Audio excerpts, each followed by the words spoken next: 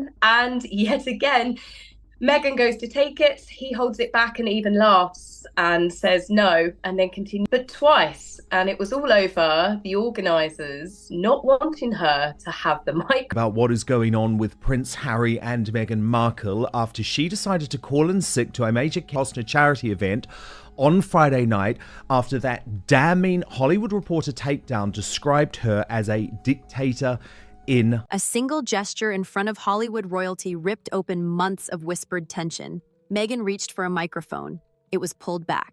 Harry didn't move. That instant, silent, humiliating, revealed more than interviews or headlines ever could.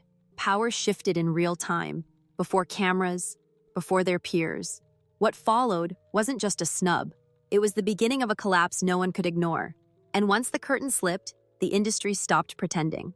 That Meghan wasn't at the Kevin Costner event, wasn't it? It's for first responders, it's a charity thing. There were lots of A-listers there like Jeff Bridges and Rob Lowe and Pink, and you'll remember. This isn't just about a microphone. This is about power, legitimacy, and the brutal reality of Hollywood reinvention. For years, Harry and Meghan operated as a unified force, the prince who sacrificed everything and the actress who guided him toward freedom. Together, they battled the institution of monarchy, negotiated million-dollar deals, and positioned themselves as progressive royals building an American empire. On stage, and I think it was Harry was meant to give a speech because one of the female organisers walked over. But what happens when that carefully balanced partnership begins to fracture? When one star dims while the other still carries royal gravity? The Hollywood Reporter's bombshell exposé, backed by 12 separate sources, described Meghan as a dictator in high heels. That kind of devastating industry assessment doesn't happen overnight. It's the culmination of countless private confrontations, disappointed executives, and burned bridges finally erupting into public view. An article has come out from the Hollywood Reporter with reportedly 12 people willing and waiting to back it up. So they've made sure that they have... The catalyst wasn't the article itself. It was what happened next. Meghan's absence from Costner's charity gala, an A-list event featuring celebrities like Jeff Bridges, Pink, and other entertainment royalty. The official explanation, she was sick. But industry veterans recognized the move immediately. In Hollywood, strategic illness is the classic response to public humiliation, a way to avoid facing the industry that's just rejected you while regrouping behind closed doors. Like he does to give it to Meghan. And Meghan reached for it, and the lady quickly changed her mind, took the microphone away, and pretended. Harry attended alone, stepping into territory that would have been unthinkable just months earlier. A solo appearance at a high-profile charity event without his wife by his side. The same wife who had orchestrated their post-royal brand at every turn. What's truly revealing is what happened the year before, when both attended Costner's event. That's when the microphone incident occurred. Meghan, standing on stage beside Harry, reached for the microphone from an organizer who had handed it to Harry. The woman swiftly pulled it back, keeping it firmly with Harry. Not once, but twice, according to witnesses. The message couldn't have been clearer. This moment was designated for him, not her. They seem to be doing more and more things completely separate of each other. But I've noticed a real shift. It seems that Harry is the one being elevated. It's Harry being asked to go to events and not Meghan. She is still... In the footage, Harry's body language transforms. The man who once yielded the spotlight to Meghan at every turn now holds his ground. He maintains control of the microphone. His smile tightens. He doesn't interfere as Meghan is subtly sidelined in front of Hollywood's elite. What followed was a spiral of diminishing influence that has accelerated with every passing month. Their production company, Archewell, faced project cancellations from Spotify and Netflix scrutiny. Hollywood insiders began speaking more openly about difficulties working with the couple, particularly Meghan. The 12 sources who spoke to The Hollywood Reporter didn't materialize from nowhere. They represented the accumulated frustration of an industry that had initially welcomed the royal couple with open arms. Being elevated, and Meghan is being pushed into the background. Now, I can't see her taking that. Meanwhile, an entirely different power dynamic was emerging behind the scenes. Ukraine addressed Harry using his royal title, His Royal Highness, in official correspondence. The same title supposedly stripped after their royal exit. No correction was issued. No clarification demanded. This wasn't accidental. In diplomatic circles, every honorific is deliberate and significant. Career, because as you say, yes, we believe she is still represented by WME, but for how much longer? Because she didn't show up to the Emmy party that they hosted, and that's a really significant moment.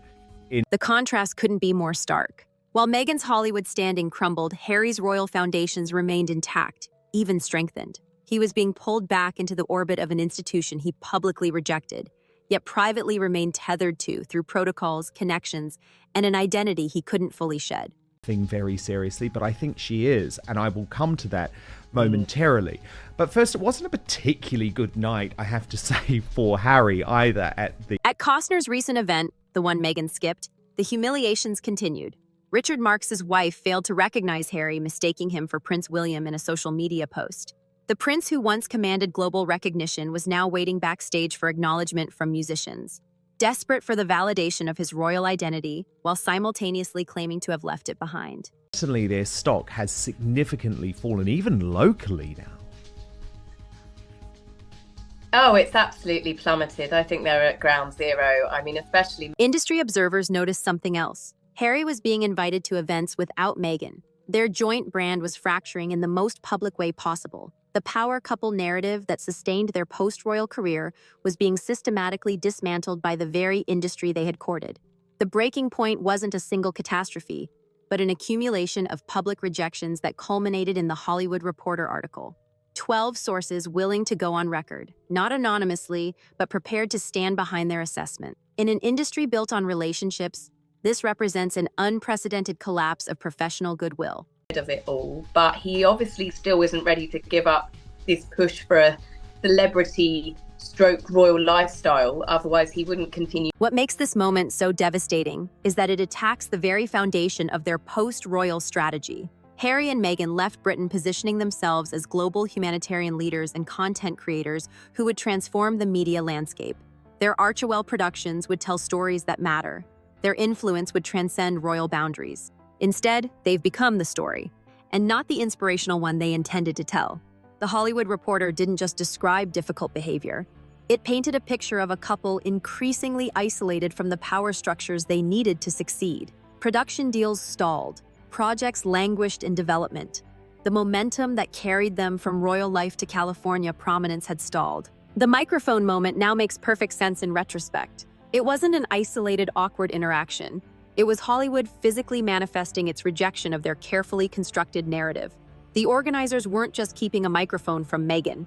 They were signaling to everyone watching that the power dynamic had fundamentally changed. When Meghan stepped onto that stage uninvited, attempting to insert herself into a moment designated for Harry alone, she was fighting against a shifting tide. Her trademark confidence, once her greatest asset, now read as desperation. The warmth that once captivated audiences had hardened into something more calculated, more forced, and everyone could see it. Harry's reaction told its own story. The man who once reflexively protected Meghan at every turn now stood still, allowing the moment to unfold without intervention. His priority had shifted from shielding her to preserving his own tenuous position. Self-preservation had replaced united defense. The consequences extend far beyond embarrassing headlines. Their entire financial future depends on maintaining relevance and influence. The Netflix deal, the book contracts, the speaking engagements, all require them to remain figures of interest and authority. Each public rejection chips away at that foundation. Harry finds himself caught between worlds, no longer embraced by the royal institution he criticized, yet not fully accepted by the Hollywood establishment he sought to join. He's trapped in a limbo of his own making, carrying the weight of centuries of royal expectation while attempting to forge an independent identity. For Meghan, the stakes are perhaps even higher. Her pre-royal acting career provides no safety net to return to. Her brand was built on transformation, from actress to duchess to global humanitarian leader.